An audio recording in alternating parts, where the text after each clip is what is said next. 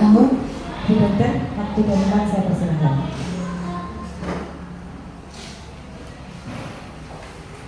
Baik, assalamualaikum warahmatullahi wabarakatuh, Bapak Ibu. Sebelumnya perkenalkan, kami dari Dokter Gigi Internship yang lagi tugas di Puskesmas Purwantoro. Jadi kalau mau ketemu kami bisa ke Poli Gigi. Nah, sebelumnya perkenalkan, saya Dokter Gigi Dia sama teman saya Dokter Gigi Isro. Nah, kebetulan kami hari ini mau ngisi penyuluhan terkait kesehatan gigi lansia, khususnya untuk penderita hipertensi atau darah tinggi. Sebelumnya pernah ada keluhan sakit gigi, nopo giginya goyang, nopo mulutnya terasa kering.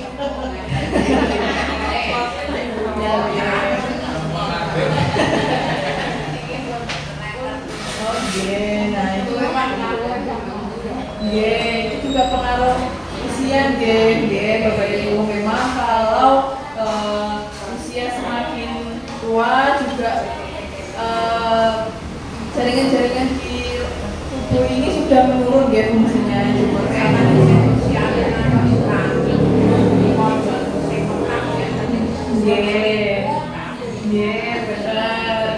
Itu memang udah bawaan dari genetiknya biasanya, yang memang meskipun udah tua tapi giginya masih bagus semua. Bahkan ada juga yang baru 40, 50 juga udah banyak, yang hilang juga banyak.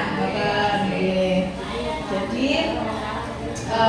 memang kalau untuk penderita hipertensi yang biasanya harus diperhatikan, misal kalau mau cabut gigi, kalau misalkan mau cabut gigi tapi kondisi tekanan darahnya itu masih tinggi, itu betul sakit dicabut. Biasanya ada yang maksa kayak gak apa-apa John, ini dicabut aja gitu, padahal tensinya 170. Nah itu pengaruhnya apa? Nanti kan kalau misalkan tekanan darahnya tinggi, otomatis kalau misalkan dicabut ada luka, darahnya sulit berhenti. Jadi pada saat proses pencabutan itu rawan terjadi perdarahan. Nanti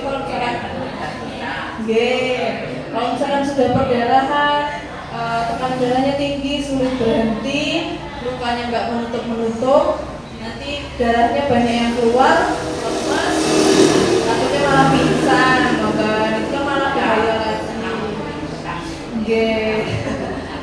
Iya, jadi kalau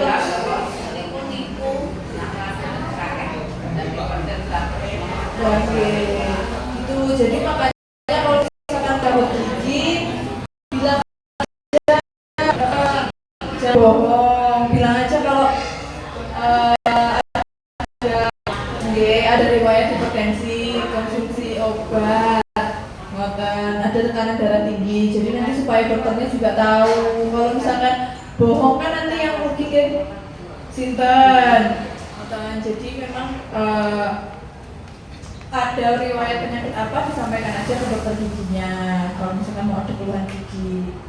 Mungkin ini masalah-masalah kesehatan gigi yang sering dialami oleh lansia. Yang pertama mungkin memang gigi ompong Nah itu memang faktor dari jaringan rongga mulut yang sudah menurun fungsinya. Jadi biasanya apalagi untuk penderita diabetes itu biasanya rawan giginya goyang-goyang, jadi cepat tanggal atau cepat lepas.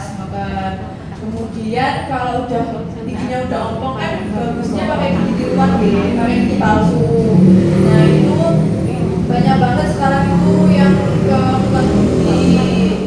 Sebenarnya itu sangat merugikan jenengan maksudnya di tukang gigi itu kan misalkan ada tonggak giginya, itu kan boten dilepas, itu langsung ditutup aja, langsung dilem, nggak tahu lemnya itu lem apa, kan memang nggak ada ya untuk lem di rongga mulut itu boten wonten. Jadi kalau misalkan tukang gigi itu memang tongganya, akar giginya itu masih di rongga mulut, itu kan bisa menyebabkan infeksi Bapak Ibu. Jadi langsung aja dilem dan itu cekat. Maksudnya buatan sakit dilepas buat dibersihkan setiap malam. Kan harusnya kalau memang pakai gigi palsu yang lepasan dari dokter gigi itu setiap malam sebelum tidur itu direndam, dilepas aja, direndam, nanti dibersihkan, disikat pelan-pelan gitu. Jadi biar masih tetap bersih. Nah kalau di tukang gigi kan udah dilem, lemnya nggak tahu lem apa, kemudian langsung cekat, itu kan nggak bisa dilepas-lepas, nggak bisa dibersihkan. Itu udah pasti jadi sumber infeksi gitu. Nanti kalau misalkan udah ada keluhan bengkak, sakit, datangnya ke dokter gigi. Lah dokter giginya ya bingung maksudnya. Nah ini kan dari lemnya tukang gigi buatan sakit, buatan sakit dilepas. Sedangkan kalau misalkan bengkak itu memang harus dicabut, sumber bengkaknya itu harus dihilangkan. Kalau cuma dikasih obat itu bakal balik lagi, bengkak lagi gitu. Jadi memang harus dihilangkan penyebabnya. Nah kalau penyebabnya itu yang akar giginya itu ya memang berarti gigi itu kan harus dilepas. Nah terus nanti sisa akarnya baru dicabut. Nah ini biasanya kalau cuma pakai gigi keluar memang rawan biasanya ada sariawan itu, apalagi kalau misalkan ke tukang gigi itu kan juga kebersihannya kurang gitu. Jadi gigi palsunya juga nggak bisa dilepas pasang, jadi biasanya rawan sariawan. Nah itu biasanya memang harus rutin dibersihkan setiap malam sebelum tidur. Kemudian masalah yang lain itu penyakit gusi. Jadi biasanya kalau menderita hipertensi itu memang salah satu penyakit yang bisa muncul karena konsumsi obat yang rutin setiap hari itu biasanya pembesaran gusi. Jadi gusinya ngerasa bengkak-bengkak tapi nggak sakit. Nah itu memang efek samping dari obat anti hipertensi. Tapi kan itu kalau memang ada keluhan itu bisa langsung disampaikan ke dokter gigi. Ke dokter gigi aja konsultasi, nanti bukan istilahnya bukan salah obatnya sih, cuma kan emang cocok-cocokan gitu. Nanti bisa dikonsultasikan ke dokter umumnya biar obatnya diganti. Tuh, bukan karena terus minum obat terus gusinya membesar terus berhenti minum obat, boten. Itu kan tetap tekanan darahnya harus dikontrol terus setiap bulan, setiap hari. Jadi harus minum obat. Jadi nanti solusinya kalau dokter gigi pembesaran gusi karena obat anti hipertensi nanti dikonsulkan supaya diganti obatnya gitu. Kemudian akar gigi yang berlubang atau permukaan giginya yang berlubang itu memang kalau di lansia sama penderita diabetes itu biasanya produksi air liurnya kan berkurang, sedangkan air liur itu sebagai pembersih alami di gigi, di rongga mulut.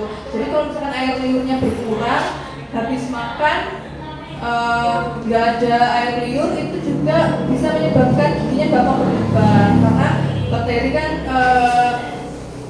suka sesuatu yang kotor-kotor gitu. Jadi memang rawan gigi berlubang, baik itu di mahkotanya itu yang putih-putih, kemudian di akarnya itu juga sering terjadi di lansia. Kemudian ini yang selanjutnya ini yang mulut kering. Nah ini juga salah satu efek dari obat anti hipertensi ya. Biasanya mulutnya terasa terbakar gitu. Itu memang karena penurunan dari produksi air liurnya gitu. Kemudian juga ada untuk lesi kanker dan prekanker itu memang kalau misalkan Bapak Ibu merasa ada misalkan benjolan atau rasanya sakit, ganjel, terus sudah ke dokter gigi, diperiksakan nggak ada perubahan, maksudnya masih kerasa, masih ada keluhan itu dalam waktu yang lama, setahun, itu bisa langsung diperiksakan karena takutnya itu salah satu penyakit ganas gitu. Karena penyakit ganas itu biasanya menetap, dia nggak pindah-pindah jadi di situ terus. Nanti kalau misalkan ganjel terus, kok ada bengkak terus, nanti harus diperiksakan gitu. Memang kehilangan gigi atau gigi yang ompong itu bisa dicegah dari usia muda ya. Maksudnya kalau misalkan ada keluhan gigi berlubang, nah itu sejak dini, maksudnya secepat mungkin segera dibawa ke dokter gigi, ya diperiksa nanti supaya ditambal. Karena apa? Kalau misalkan dibiarkan, nanti kan lama-lama giginya habis ya. Maksudnya lubangnya kan itu semakin lama kan semakin besar, semakin besar, semakin besar. Jadi nanti lama-lama giginya habis dan harus dicabut.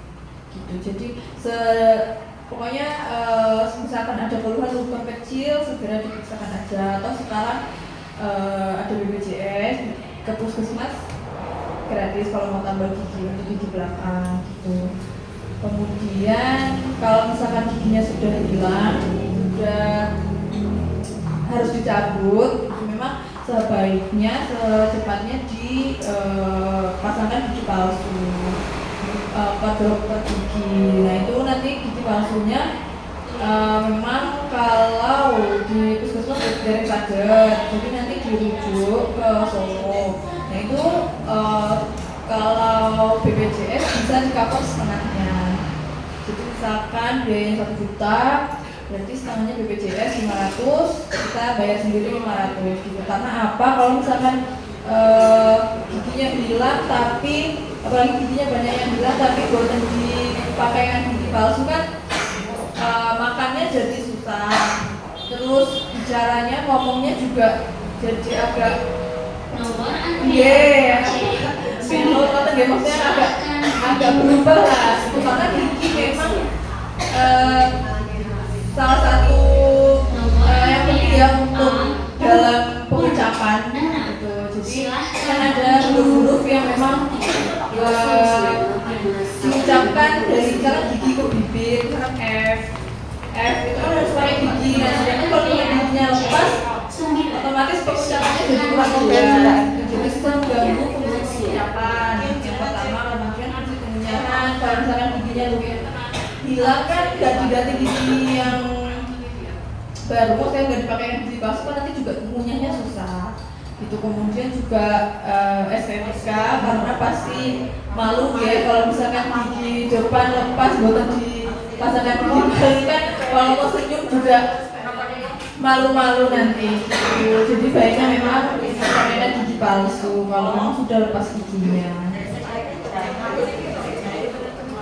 Nah ini pakai gigi tiruan yang nggak pas itu juga bisa menyebabkan sariawan. Kayak tadi kebersihannya kurang itu juga bisa menyebabkan sariawan. Kenapa sih kok kalau nggak pas bisa menyebabkan sariawan? Misal ada bagian yang tajam. Nah itu kan dipakai setiap hari, jadi dipakai makan pagi sampai malam, nanti malam baru dilepas, direndam, baru tinggal tidur, itu kan nggak dipakai. Nah itu kan seharian kalau sekarang ada yang nggak pas itu kan bakal neken gusi terus.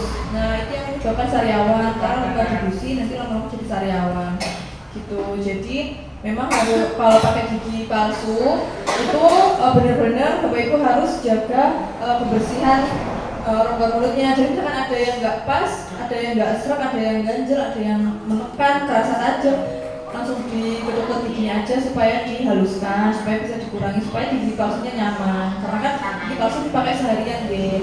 Jadi kalau nggak nyaman juga kita sendiri yang boten apa ya, enggak, kita sendiri yang nggak nyaman gitu. Nanti pas dipakai makan malah sakit, pas dipakai ngomong malah ganjel, kita sendiri yang rugi. Jadi kalau bukan ada yang nggak pas, langsung saja ke dokter gigi. Mata kemudian kalau misalkan udah ada sariawan menetap lama sih beberapa hari nggak sembuh-sembuh, langsung periksa aja juga. Mungkin itu salah satunya yaitu gigi palsunya nggak pas. Silahkan menuju klaster 3 dewasa usia 18 sampai 59 tahun. Mungkin selanjutnya dilanjutkan sama teman saya nih.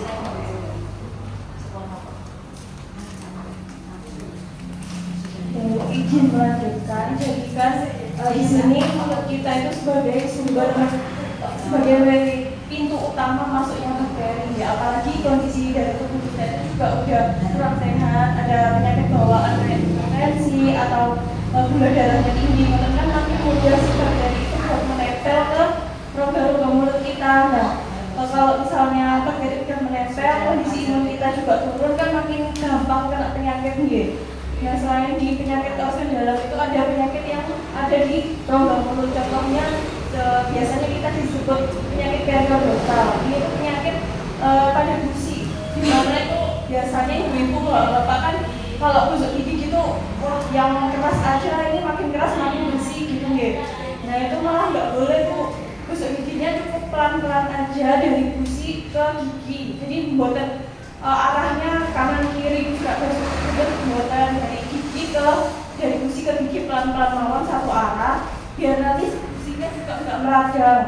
Dari giginya juga kayak gitu, kalau misalnya terlalu keras nanti gusinya turun lama-lama nanti gusinya ini si giginya nanti lehernya kelihatan. Kalau makin dibiarin makin lama lagi giginya bisa goyang karena kan udah nggak ada perlekatan, nggak ada si gusinya itu bu. Jadi nanti makin mudah untuk goyang si giginya. Terus habis itu selain itu biasanya karena karang gigi. Nah makanya kita kan dianjurkan minimal 6 kali untuk datang ke dokter gigi. Ada nggak ada keluhan yang dirasain itu diusahakan datang ke dokter gigi. Nggak apa-apa kalau di puskesmas ini gratis untuk konsultasi gigi. Nah daripada nanti misalnya kalau banyak karang gigi itu mungkin nggak kerasa nih sekarang dikit-dikit gitu nggak kerasa, nanti kalau makin lama juga makin menyebabkan si gusinya gampang berdarah. Kalau tusuk gigi gampang berdarah, terus misalnya gusinya melentung-melentung gitu membesar. Habis itu kalau udah karang giginya menumpuk banyak banget pas dibersihkan biasanya makin kok dibersihin karang giginya itu tambah kayak beban. Nah itu sebenarnya udah kayak beban karena kan si orang giginya tadi itu tempatnya karang gigi. Kalau misalnya karang giginya diambil itu kan jadi berongga gitu nih kayak yang di gambar berongga gitu. Tapi nanti nggak apa-apa, 1 minggu 2 minggu adaptasi gusinya naik sendiri, gusinya nutupi leher-leher giginya itu. Jadi sebelum terlambat itu